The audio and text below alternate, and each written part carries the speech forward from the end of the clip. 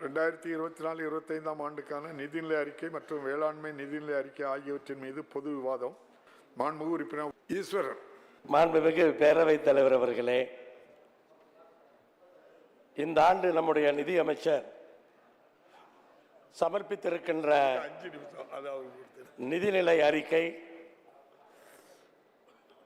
அனைவருக்குமான, யாரையும் விட்டுவிடாமல் அனைவருக்குமான ஒரு நிதிநிலை அறிக்கையாக சமர்ப்பிக்கப்பட்டிருக்கிறது.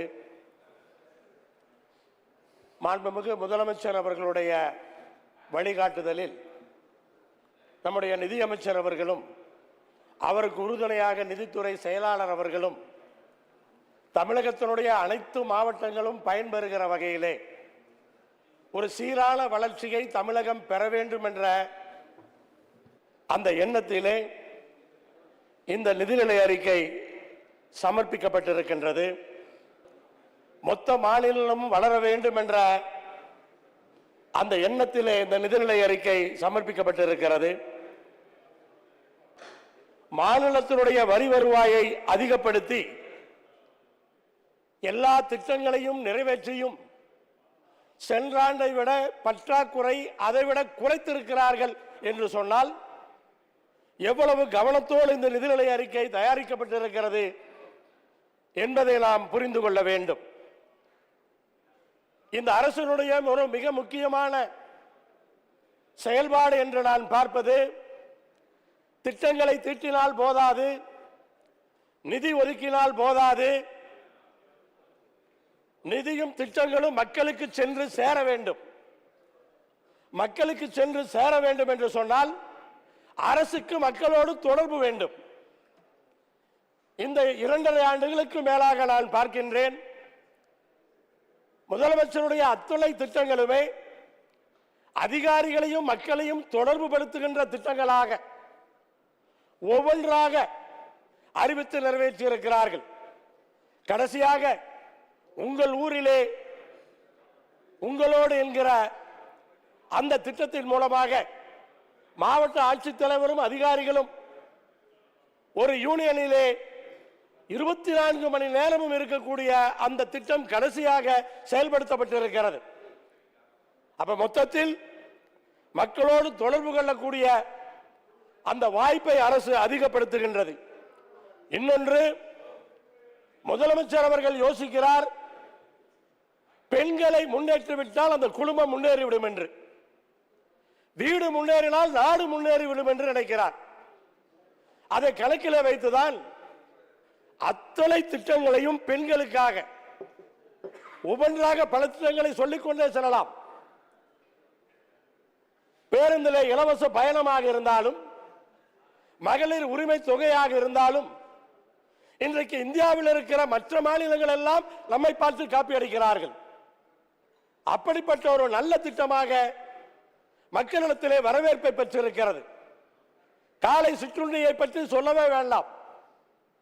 அதுவும் நம்மை பார்த்து மற்ற மாநிலங்கள் எல்லாம் காலை சிற்றுண்டியை இன்றைக்கு கொடுத்துக் கொண்டிருக்கிறார்கள். காலை சிற்றுண்டியை பொறுத்தவரை மிகப்பெரிய வரவேற்பை பெற்றிருக்கிறது. அதுவும் பெண்களுக்கான திட்டம்தான். பெண்களுடைய சிரமத்தை குறைப்பதற்காக காலையில சிற்றுண்டி மாணவர்களுக்கு மாணவிகளுக்கு கொடுக்கப்படுகிறது. அதில் ஒரு சிறு விஷயம், இன்றைக்கு அரசு உதவி பெறுகிற பள்ளிகளுக்கெல்லாம் விரிவாக்கம் செய்யப்பட்டிருக்கிறது. அதை வரவேற்கின்றேன். ஆனால் பல பள்ளிகள் நடுநிலை பள்ளிகள் இருக்கின்றன. இன்னும் நடுநிலை பள்ளிகள் ஒரு 5000-6000 பள்ளி இருப்பதற்கு வாய்ப்பு இருக்கிறது. அந்த நடுநிலை பள்ளிகளிலே ஒரே வீட்டிலிருந்து 6வது படிக்கின்ற ஒரு மாணவனும் 4வது படிக்கின்ற ஒரு மாணவனும் பள்ளிக்கு வரும் பொழுது 4வது படிக்கின்ற மாணவனுக்கு காலை சிற்றுண்டி 6வது படிக்கின்ற மாணவனுக்கு இல்லை என்று சொன்னால் அது எவ்வளவு ஆதங்கமாக இருக்கும். ஆனால் தயவு செய்து எப்படி அரசு உதவி பெறுகிற பள்ளிகளுக்கு சிற்றுண்டி திட்டத்தை விரிவாக்கம் செய்தீர்களோ அதை போல நடுநிலை பள்ளிகள் இருக்கின்ற பள்ளிகளுக்கு, நம்ம ஹையர் செகண்டரி பள்ளிகளுக்கு தர வேண்டியதில்லை. எங்கெங்கெல்லாம் நடுநிலை பள்ளிகள் ஊராட்சி ஒன்றியத்தில் இருக்கிறதோ அந்த நடுநிலை பள்ளிகளிலே 8வது வரை 6வது 7வது 8வதும் சேர்த்து நீங்கள் சிற்றுண்டியை கொடுப்பதற்கு கண்டிப்பாக பரிசீலனை செய்ய வேண்டும் என்று அன்போடு நான் கேட்டுக்கொள்கிறேன். அதே போல காலை ஏதாவது மற்ற உணவுகளை விட முட்டை ஒன்றுதான் கலப்படம் இல்லாமல் குழந்தைகளுக்கு கொடுக்கக்கூடிய ஊட்டச்சத்து. காலை சிற்றுண்டியிலே முட்டையை சேர்க்க வேண்டும். காலை சிற்றுண்டியிலே முட்டையை நாம் சேர்த்தோம் என்று சொன்னால் கண்டிப்பாக குழந்தைகளுக்கு ஒரு ஊட்டச்சத்தாக இருக்கும். அவர்கள் நல்லபடியாக வளர்வதற்கு வாய்ப்பு இருக்கும். அதே போல அங்கன்வாடிகளிலே வாரத்திற்கு 3 முட்டை கொடுக்கிறார்கள். ஏன் வாரத்திலே எல்லா நாட்களிலும் முட்டை கொடுத்தால் என்ன? எல்லா நாட்களுமே அந்த முட்டையை கொடுக்கலாம். அப்படி முட்டை தான் நான் சொன்னது போல எந்த பிரச்சனையும் இல்லாமல் குழந்தைகளுக்கு நேரடியாக சத்தாக போய் சேர்கிறது. ஆனால் அதை பரிசீலிக்க வேண்டும் என்று அன்போடு நான் கேட்டுக்கொள்கிறேன். எந்த ஊருக்கு போனாலும் மக்களோட கோரிக்கை, இப்ப சாப்பாடு அதெல்லாம் விட்டாங்க, வீடு வீடு வேணும், இருக்கிறதுக்கு வீடு வேணும். அதை முதலமைச்சர் அவர்கள் புரிந்து கொண்டு இன்றைக்கு நம்முடைய மாண்புமிகு நிதியமைச்சர் அவர்கள் 8 லட்சம் வீடுகள் கட்டித்தர வேண்டும் என்று அறிவித்திருப்பதை நெஞ்சார நான் வரவேற்கின்றேன். அதுவும் இந்த ஆண்டிலேயே 1 லட்சம் வீடுகள். இப்படி ஒரு அருமையான திட்டம் இங்கே அறிவிக்கப்பட்டிருக்கிறது. அரசு பொறியியல் கல்லூரிகள் அவற்றுக்கெல்லாம் கட்டணங்கள் கட்டப்படும் என்ற அறிவிப்பு இருக்கிறது. அரசு பொறியியல் கல்லூரிகளை பொறுத்தவரை அரசு பொறியியல் கல்லூரிகளை படித்தவர்களுக்கு தெரியும். 60 ஆண்டுகளுக்கு முன்னால் ஆரம்பிக்கப்பட்டது அரசு பொறியியல் கல்லூரிகள். அதற்கு பிறகு நிறைய அரசு கல்லூரிகள் வரவில்லை, எல்லாம் தனியார் கல்லூரிகளாக மாறி போனது. அப்படி இருக்கிற அந்த சூழலில் அரசு பொறியியல் கல்லூரிகளிலே கட்டணங்கள் ஒரு வரவேற்கக்கூடிய ஒரு விஷயம். நான் முதலிலே ஒரு மாடலாக நான் படித்த சேலம் அரசு பொறியியல் கல்லூரியிலே 60 ஆண்டுகளுக்கு முன்னால் கட்டப்பட்ட ஆடிட்டோரியம் இருக்கிறது. இன்றைக்கு தனியார் கல்லூரிகளில் எல்லாம் ஆடிட்டோரியம் நவீன வசதிகளோடு வந்துவிட்டது. சேலம் அரசு பொறியியல் கல்லூரிக்கு ஒரு நவீன ஆடிட்டோரியத்தை நீங்கள் செய்து தர வேண்டும் என்று அன்போடு நான் இந்த நேரத்தில் கேட்டுக்கொள்கிறேன். சென்னைக்கும் மதுரைக்கும் நூலகம் இருந்த பொழுது பலமுறை சட்டமன்றத்திலே ஆதங்கத்தோடு நான் பேசியிருக்கிறேன். சென்னைக்கும் மதுரைக்கும் தானா கொங்கு மண்டலத்துக்கு இல்லையா என்று. இன்றைக்கு கோவைக்கு அதே போல ஒரு நூலகத்தை அறிவித்து ஒரு மிகப்பெரிய வாய்ப்பை அந்த பகுதி மாணவர்களுக்கு கொடுத்திருக்கின்றீர்கள். நான் பாராட்டுகின்றேன், வரவேற்கின்றேன். தமிழ் புதல்வன் திட்டம் எல்லோரும் எதிர்பார்த்து கொண்டிருந்த ஒரு திட்டம். 6வதிலிருந்து 12வது வரை படிக்கின்ற மாணவர்களுக்கு கல்லூரிக்கு போனார்கள் என்றால் அவர்களுக்கு மாதம் 1000 ரூபாய் தரப்படும் என்ற அறிவிப்பு ஒரு இனிப்பான அறிவிப்பு. சென்ற முறை மாணவிகளுக்கு அறிவித்த பொழுதே நான் கோரிக்கை வைத்தேன். ஏன்னா 10வது முடிச்சுட்டு ஐடிஐக்கு போறாங்க, 10வது முடிச்சுட்டு பாலிடெக்னிக் போறாங்க. அப்ப அவர்களுக்கும் அது பொருந்த வேண்டும் என்று கேட்டேன். அதை அப்போதைய நிதியமைச்சர் அவர்கள் சட்டமன்றத்திலேயே அறிவித்து அதை செயல்படுத்தினார். அதனால இப்போதும் மாணவர்களுக்கும் 10வது முடித்து ஐடிஐ செல்பவர்களுக்கும் பாலிடெக்னிக் செல்பவர்களுக்கும் அந்த வசதியை நீங்கள் செய்து தர வேண்டும் என்று இந்த நேரத்திலே நான் கேட்டுக்கொள்கிறேன். ஏன்னா 10 இடத்துல ஐடிஐ ஆரம்பிக்க போறோம். ஐடிஐ ஆரம்பிச்சுட்டு வர்ற மாணவர்களுக்கு நாம் அந்த வசதியை தர வேண்டாமா? அப்ப அதை நீங்கள் பரிசீலிக்க வேண்டும் என்று அன்போடு நான் உங்களை கேட்டுக்கொள்கிறேன். வேலை வாய்ப்பை அதிகமாக கொடுப்பது இன்றைக்கு ஐடிஐ தான் கண்டிப்பாக. அதே போல அரசு கல்லூரிகளிலே படிக்கின்ற மாணவ மாணவிகளுக்கு அரசு வேலை வாய்ப்புகளிலே ஒரு 10% இடஒதுக்கீடு கொடுப்பதற்கு ஏதாவது வாய்ப்பு இருக்கிறதா என்று பரிசீலிக்க வேண்டும். எப்படி அரசு பள்ளிகளிலே சேர்க்கை அதிகமாக இருக்கிறதோ அதே போல அரசு கல்லூரிகளிலே சேர்க்கை அதிகமாவதற்கான அந்த வாய்ப்பு இருக்கிறது. ஆனால் அந்த வேலை வாய்ப்பு என்பது மிக முக்கியம். கொங்கு மண்டலத்திலே நீங்கள் எல்லாம் செல்லும் பொழுது காடுகளிலே யாராவது கோவலம் கட்டிக்கொண்டு விவசாயம் பார்க்கிறார்கள் என்று சொன்னால் அது கொங்கு வேளாளனாக இருப்பார். இன்றைக்கு கூட கோவலம் கட்டிக்கொண்டு விவசாயம் செய்கின்றார். 10% கொங்கு வேளாளர் கவுண்டர்களே முன்னேறி இருக்கலாம். ஆனால் 90% விவசாயம் செய்து கொண்டிருக்கிறார்கள். தண்ணீர் கூட கிடையாது, நிறைய இடத்துல வாய்க்கால் கிடையாது, கிணத்து பாசனம் தான். அப்படி இருக்கின்ற கொங்கு வேளாளர் கவுண்டர் சமுதாயத்திற்கு ஒரு 10% கல்வியிலும் வேலை வாய்ப்பிலும் இடஒதுக்கீடு கொடுக்க வேண்டும் என்ற அந்த கோரிக்கையும் இந்த நேரத்தில் நான் வைத்துக் கொள்ளுகிறேன். பெருந்துறை அரசு மருத்துவமனைக்கு 40 கோடி ரூபாயில தீவிர சிகிச்சை மையம் வரவேற்கின்றேன். கண்டிப்பா தேவை. அங்கதான் கேன்சரே அதிகமா இருக்கு. அங்க இது கண்டிப்பா தேவை. அதே சமயத்தில் இன்றைக்கு கோயம்புத்தூர்ல இஎஸ்ஐ மருத்துவமனை இருக்கிறது. அந்த காலத்தில் கோயம்புத்தூர் மாநகரம் முழுவதுமே பஞ்சாலைகளாக இருந்தது. அன்றைக்கு தொழிலாளர்கள் அதை பயன்படுத்தினார்கள். ஒரு 25 ஏக்கர்ல மாநகரத்தினுடைய நடுவுல அது இருக்கு, சிங்காநல்லூர்ல இருக்கு. எல்லோருமே இன்றைக்கு அரசு மருத்துவமனை, பொது மருத்துவமனை நோக்கி செல்லுகிறார்கள். அங்க இடமே இல்லை, அவ்வளவு கூட்டமா இருக்கு. ஆனா 25 ஏக்கர்ல இது ஐலா இருக்கு. அப்ப அந்த இஎஸ்ஐ மருத்துவமனையை எல்லோரும் பயன்படுத்துகிற வகையிலே அனைத்து வசதிகளோடு நீங்கள் செய்து கொடுத்தால் கோவை மாநகருக்கும் கொங்கு மண்டலத்திற்கும் அது பயனுள்ளதாக இருக்கும். இன்றைக்கு ஆட்டோக்களிலேயே லைப்ரரி வந்துவிட்ட காலம், ஆட்டோக்களிலேயே நூலகம் வந்துவிட்டது. அரசு மருத்துவமனைகளிலே காத்திருக்கிற நோயாளிகளும் நோயாளிகளோடு வந்தவர்களும் பயன்பெறுகிற வகையிலே அனைத்து அரசு மருத்துவமனைகளிலும் குறைந்தபட்ச மாவட்ட அரசு மருத்துவமனைகளாவது நூலகத்தை ஆரம்பிக்க வேண்டும். அப்படி நூலகமும் புத்தகமும் அங்கு இருந்தால் கண்டிப்பாக நோயாளிகளும் நோயாளிகளோடு வந்தவர்களும் பயன்படுத்திக் கொள்வார்கள். பிளக் அண்ட் பிளே பார்த்தேன். பிளக் அண்ட் பிளே இன்னைக்கு தேவையான ஒன்று. கோயம்புத்தூர் குறிச்சியிலே 37 கோடி ரூபாய் செலவிலே இன்றைக்கு அங்கே பிளக் அண்ட் பிளேல ஒரு மல்டி ஸ்டோரி பில்டிங் கட்டுறதா சொல்லியிருக்கீங்க, வரவேற்கின்றேன். கோவை விளாங்குறிச்சியிலே 1100 கோடி செலவிலே தகவல் தொழில்நுட்ப பூங்கா அறிவித்திருக்கின்றீர்கள், அதையும் நான் வரவேற்கின்றேன். தருமபுரி கிருஷ்ணகிரி மாவட்டம் பின்தங்கிய மாவட்டம், தொழிலிலே பின்தங்கிய மாவட்டமாக அறிவித்து அங்கு தொழிலை ஆரம்பிப்பவர்களுக்கு ஏதாவது சலுகைகளை கொடுக்க வேண்டும். அப்போதுதான் தருமபுரி கிருஷ்ணகிரியை நாம் முன்னேற்ற முடியும். அதே போல தொழில் வளர வேண்டும் என்று சொன்னால் கோவை விமான நிலையம் விரிவாக்கம் செய்யப்பட வேண்டும்.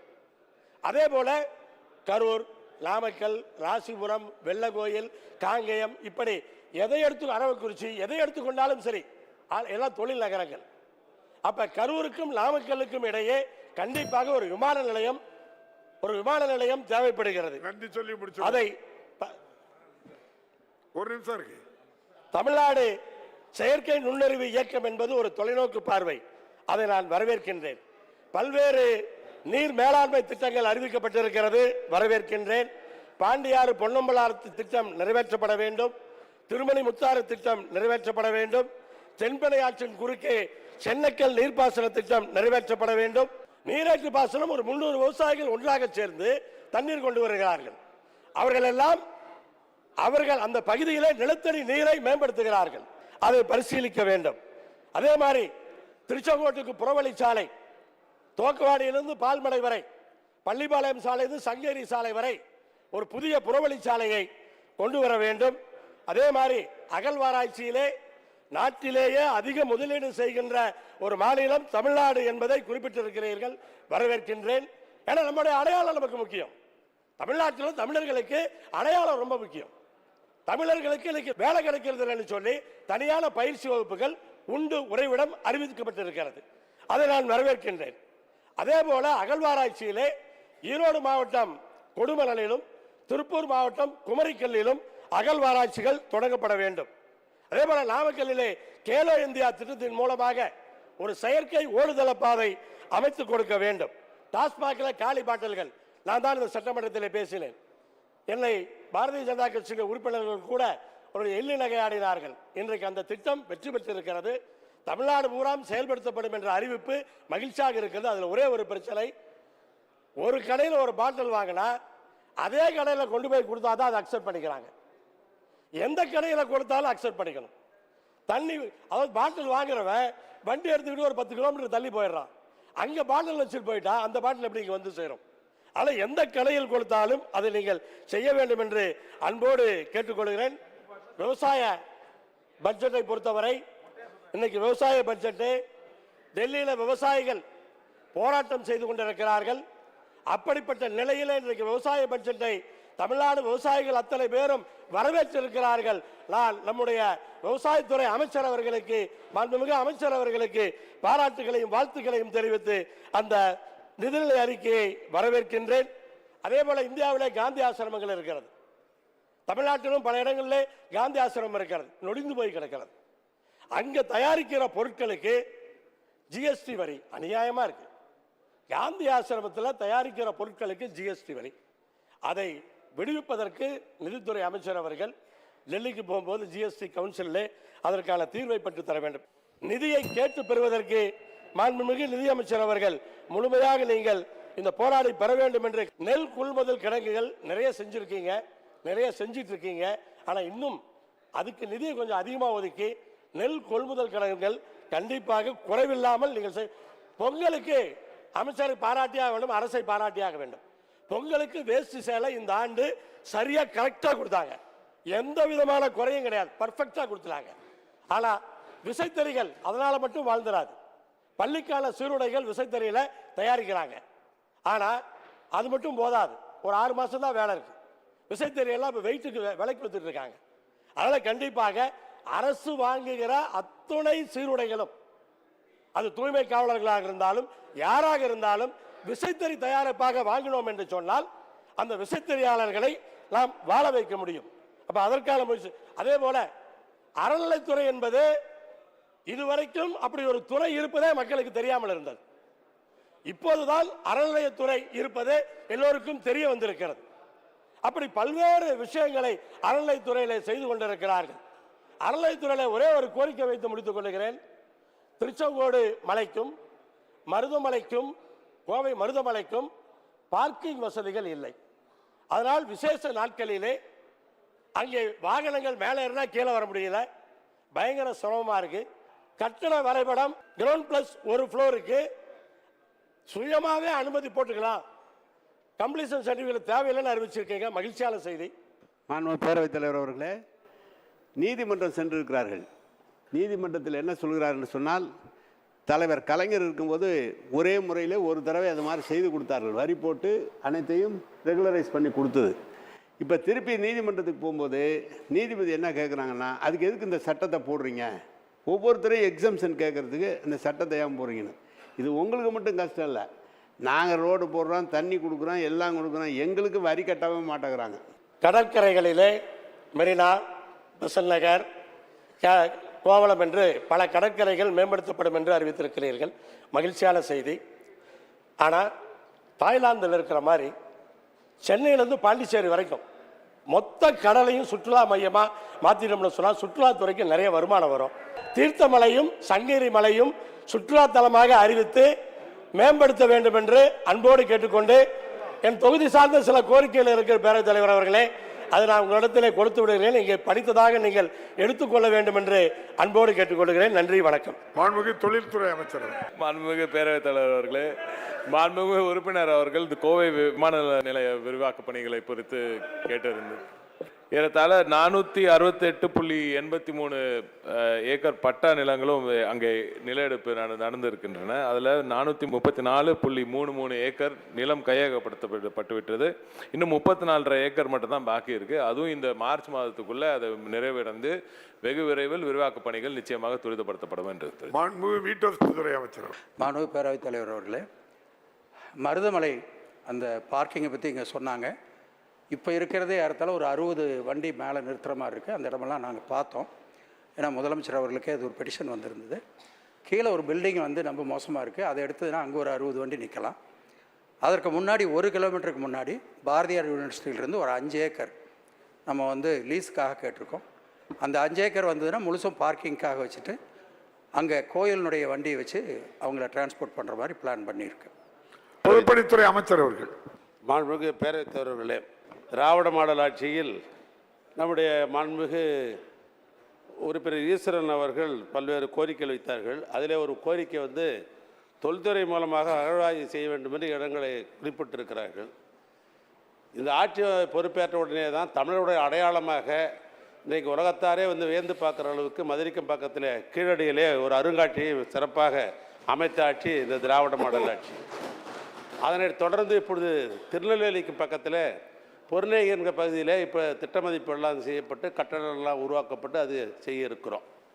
இன்வால்மெண்ட் இந்த இன்ட்ரெஸ்ட்ன்ற மாதிரி மாண்புமிகு முதலமைச்சர் அவர்களும் தமிழுடைய அடையாளங்கள் 4000 ஆண்டுக்கு பிற்பட்டவை என்பதை அடையாளப்படுத்துவதில் முன்னிலை இருக்கிறார்கள். இந்த துறையை பொறுப்பேற்றிருக்கிற நம்முடைய நிதித்துறை அமைச்சர் ரொம்ப இன்ட்ரெஸ்ட் அந்த விஷயத்தில், அமைச்சர் எங்கள்லாம் விட அதில் ஒரு இன்ட்ரெஸ்ட் அவர் அதிகம். அதுக்கு பொருத்தமானவர் நிதித்துறையினுடைய செயலாளராக இருக்கிற நம்முடைய திரு உதயச்சந்திரன் அதில் ஒரு இன்னும் இன்ட்ரெஸ்ட். இந்த மும்முனை மின்சாரம் மாதிரி இந்த 3 பேரும் அதில் அதிகமான அக்கறை இருக்கிற காரணத்தினால தான் அந்த கேள்வி நீ கேட்டிருப்பீங்கன்னு நினைக்கிறேன். கட்டாயம் முதலமைச்சரோடு கன்சல்ட் பண்ணி அது கட்டாயம் அதற்கு வேண்டிய ஆய்வாளத்தில் அவர்